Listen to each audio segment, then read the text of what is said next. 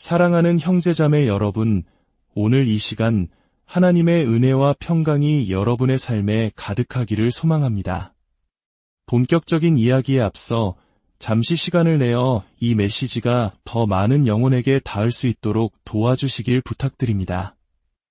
여러분이 구독과 좋아요를 눌러주시는 것은 단순히 숫자를 늘리는 것이 아니라 우리가 받은 이 귀한 은혜를 세상에 전하는 또 하나의 방법이 됩니다.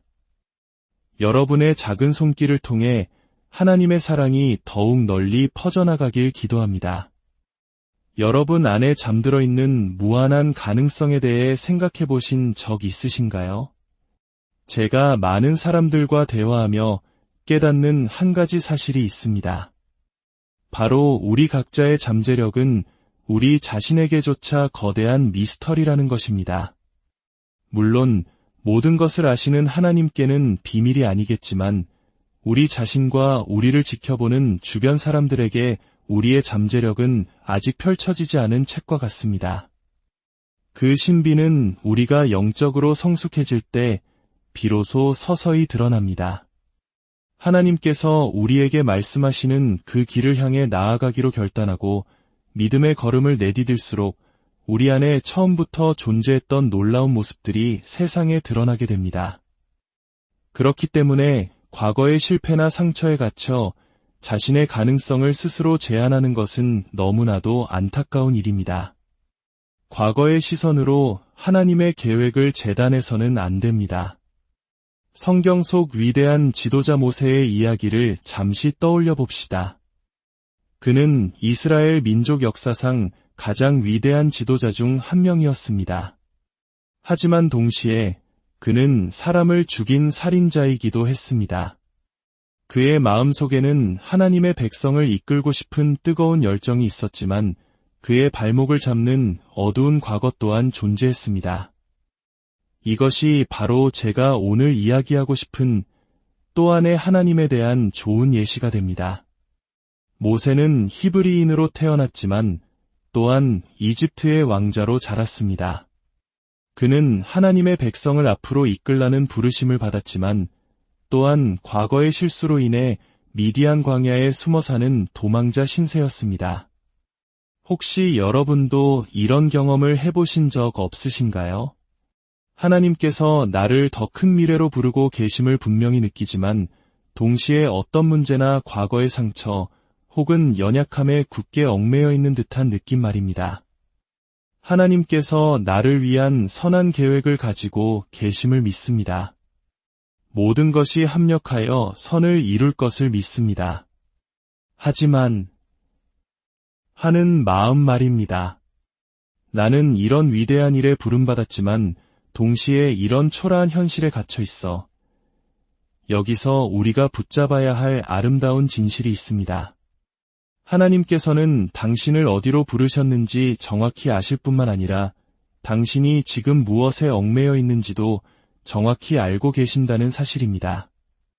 더 놀라운 것은 하나님께서는 당신이 어떤 연약함에 빠지게 될지 이미 아시는 상태에서 당신을 부르셨다는 점입니다. 지금 삶의 여러 문제들로 힘들어하고 계신 분들이 있다면 바로 그 자리에서 하나님을 찬양하십시오. 주님은 우리가 어떤 문제에 얽매일지 이미 아셨습니다. 그럼에도 불구하고 우리를 부르셨습니다. 우리가 지금 겪고 있는 이 모든 상황을 꿰뚫어 보시면서도 우리를 당신의 자녀로 선택하셨습니다. 우리는 그리스도의 보혈로 용서받은 존재입니다.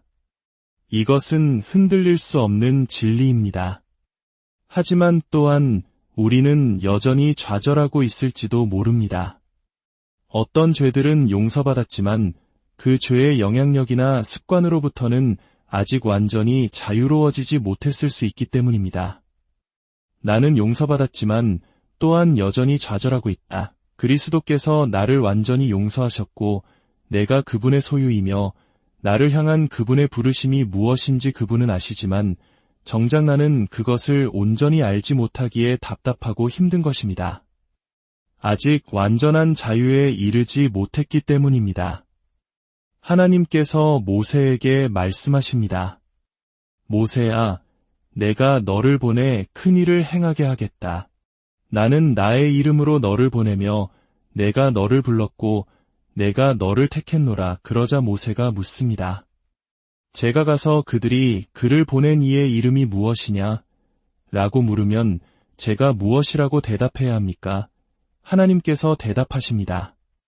그들에게 나는 스스로 있는 자라고 말하여라. 그리고 이어지는 15절에서 제 마음을 가장 깊이 울렸던 말씀이 나옵니다. 모세는 하나님 앞에서 자신이 얼마나 부족한 존재인지를 길게 늘어놓습니다. 저는 말을 잘 못하는 사람인데 주님은 저에게 가서 말하라고 하십니다. 저는 살인자인데 그곳으로 돌아가라 하십니다. 저는 지명수배된 도망자인데 저를 찾는 그 땅으로 돌아가라 하십니다. 우리 모두가 그러하듯 모세는 자신이 할 수 없는 일들의 목록을 하나님 앞에 끝없이 펼쳐놓습니다. 바로 그때 15절은 이렇게 시작합니다. 하나님이 또한 모세에게 이르시되 하나님께서는 당신의 이름을 너희 조상의 하나님, 곧 아브라함의 하나님, 이삭의 하나님, 야곱의 하나님이라고 밝히십니다. 여러분, 여기서 잠시 멈추어 생각해 봅시다. 왜 하나님은 이스라엘의 하나님이 아니라 야곱의 하나님이라고 말씀하셨을까요? 구약 성경에 등장하는 야곱의 원래 이름의 뜻은 속이는 자였습니다. 그의 이름처럼 그는 남을 속이는 교활한 사람이었습니다. 하지만 하나님께서는 그의 이름을 이스라엘로 바꾸어 주셨습니다. 이는 하나님과 겨루어 이겼다는 의미를 지닌 왕자와 같은 영광스러운 이름입니다. 모세가 부름받은 이스라엘 민족 전체가 바로 이 이름에서 유래했습니다. 그렇다면 전능하신 하나님께서 자신을 소개하실 때 당연히 영광스러운 이름인 이스라엘의 하나님이라고 하시는 것이 마땅하지 않았을까요? 왜 굳이 속이는 자라는 부끄러운 과거를 담고 있는 야곱의 하나님이라고 자신을 낮추셨을까요? 아마도 하나님께서는 우리에게 이것을 알려주고 싶으셨을 것입니다.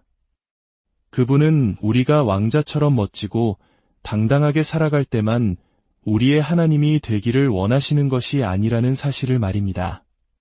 그분은 또한 우리가 야곱처럼 속이고 넘어지고 부끄러운 모습으로 있을 때에도 변함없이 우리의 하나님이 되어주신다는 것을 말입니다. 내가 모든 것을 잘 해내고 있을 때도 그분은 나의 하나님이시지만 또한 내가 모든 것을 망치고 있을 때도 그분은 나의 하나님이십니다. 내가 그분의 임재를 생생하게 느낄 때도 그분은 나의 하나님이시지만 또한 아무런 감흥도 소름도 느껴지지 않을 때에도 그분은 여전히 나의 하나님이십니다.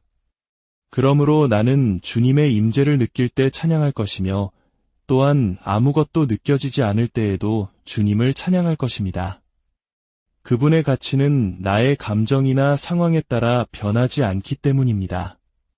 하나님께서는 미리 아신 자들을 또한 미리 정하셨다고 성경은 말씀합니다.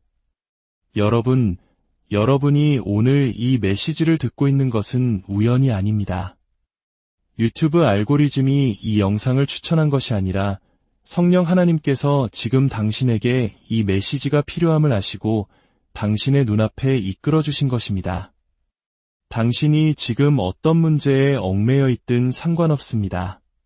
당신은 여전히 부름받은 자여 선택받은 자이며 기름 부음 받은 자입니다.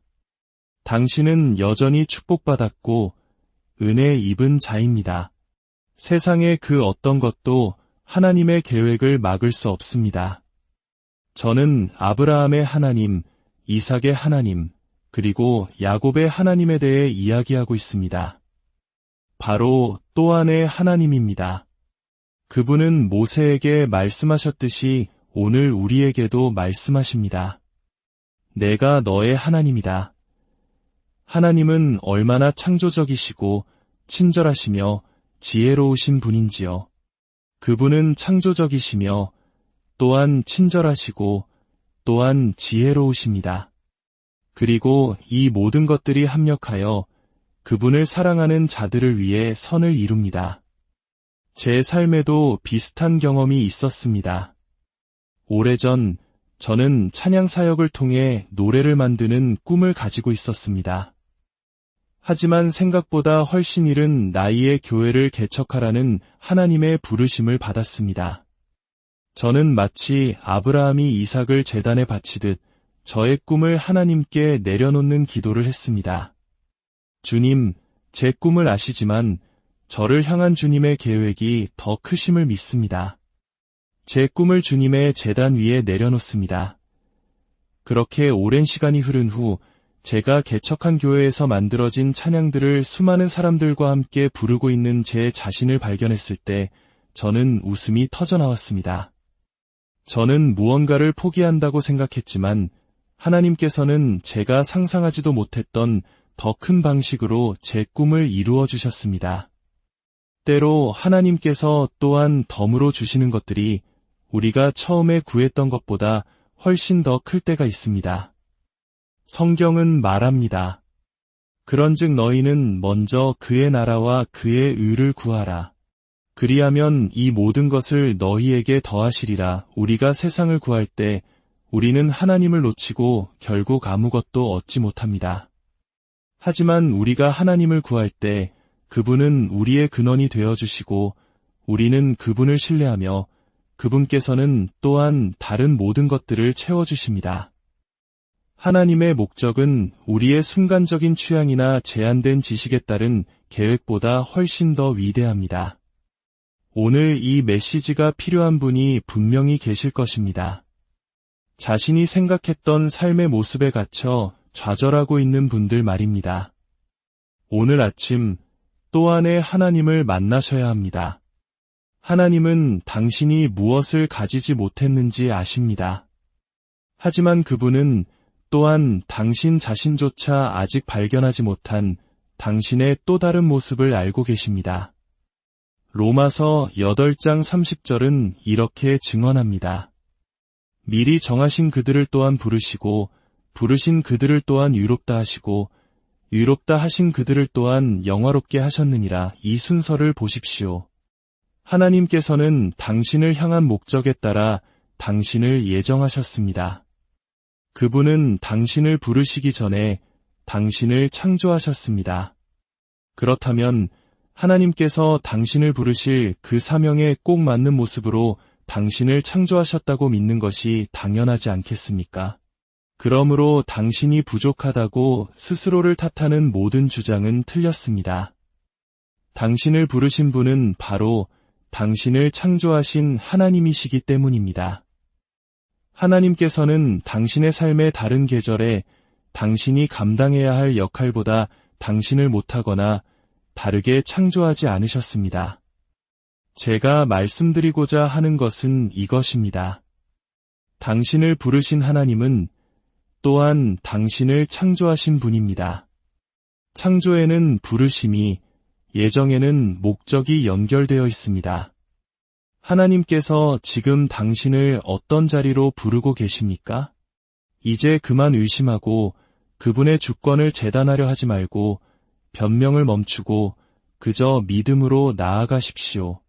창조된 목적 그대로를 살아내십시오. 그분께서 나를 부르셨다면 그분은 나를 창조하셨고 그분이 예정하신 목적을 위해 나를 이 자리에 세우셨다는 믿음으로 말입니다. 사랑하는 여러분, 당신의 과거가 어떻든 지금 어떤 문제에 얽매여 있든 당신을 향한 하나님의 부르심은 결코 변치 않습니다. 당신이 가장 야곱 같을 때에도 당신과 함께 하시는 또한의 하나님을 신뢰하십시오. 이 시간 말씀을 듣는 모든 분들의 삶에 하나님의 깊은 위로와 평강이 함께하기를 기도합니다. 당신의 연약함을 통해 일하시는 하나님의 능력을 신뢰하며 부르심의 자리에서 담대히 일어서는 여러분 모두가 되시기를 주님의 이름으로 축복합니다.